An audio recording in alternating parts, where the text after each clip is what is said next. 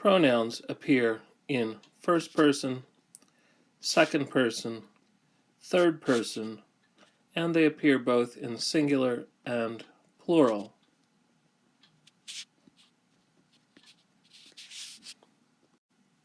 In addition to subject pronouns, we also have object pronouns, possessive pronouns, and so forth. So that in an object or possessive, we have a different form. And the same goes for first, second, and third person. This is no different than Hebrew, and right now we're going to focus on the subject pronouns in Hebrew. Hebrew subject pronouns appear both in singular and in plural. And these are standalone. It's only in the subject form of pronouns that they're standalone. The rest, whether they're possessive or object, those pronouns in Hebrew are all attached to the words that they modify. So we have two forms of the first person pronoun, ani and anochi, and this is just equivalent to I. Then there's the masculine ata and the feminine at, form of you.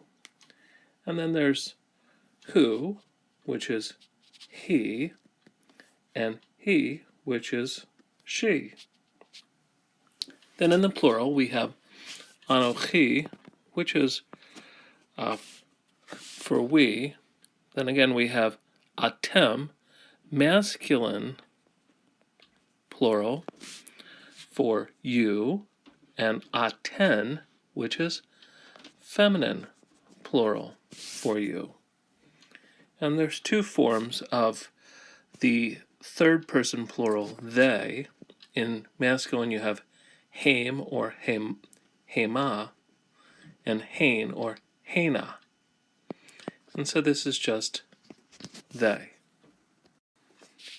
Pronouns function as the subject of sentences in Hebrew. So, for example, ata ish. This is what Nathan says to David after David has diagnosed the parable in 2 Samuel chapter 12. And David accuses the rich man of his treachery.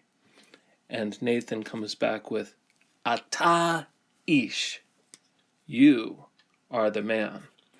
So you'll notice it's just, ata here functions just as a subject of this very short but important and powerful phrase. Hebrew, like English, has demonstratives. Now, a demonstrative is just very specific. Ze and zot are the masculine and feminine for this. And ele is for both masculine and feminine plural. It is these. Now, in addition, there's also, to this and these, there's also that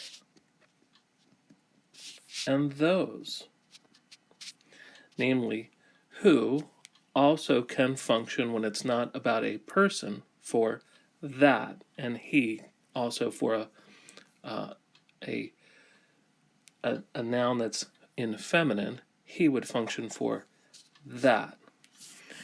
And again, you have the third person plural pronouns, masculine and feminine, also can function as those. Now what you'll notice here is these demonstrative pronouns are both the ze, zot, and ele. Those have the near function. That is, it's this one and these, as opposed to the far function of that and those. Now, how do these demonstratives function? Well, they function just about like adjectives. And I'll try to illustrate this. Let's start with a noun. We'll start with a definite noun. Haaretz, the land. Now, if we wanted to speak about this land, then we have to put the demonstrative on. And since land, just like almost all earthly properties, is in the feminine, so too land is a feminine noun. So we put on zod, but this isn't quite right. Just like an adjective, so too with the demonstratives, it must have the same definiteness as the noun that it modifies. So since we have the land, we have to have the definite demonstrative as well. So that is literally the land, this one, and we would just say this land. Now, what if we also want to add an adjective? Well, that's no problem. First, we add the adjective, and then if we also wish to use the demonstrative, we can do that as well.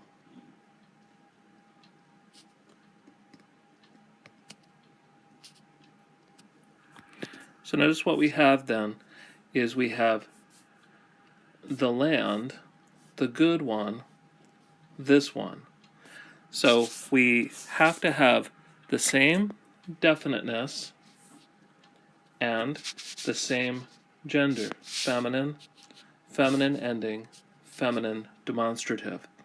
So then how we would read this or translate this in English is we would just say, this good land. But in Hebrew, we put the noun first, the land, the good one, this good land. The plurals work just about the same way. So we'll start with ha'irim, the cities. And first we will modify it with an adjective.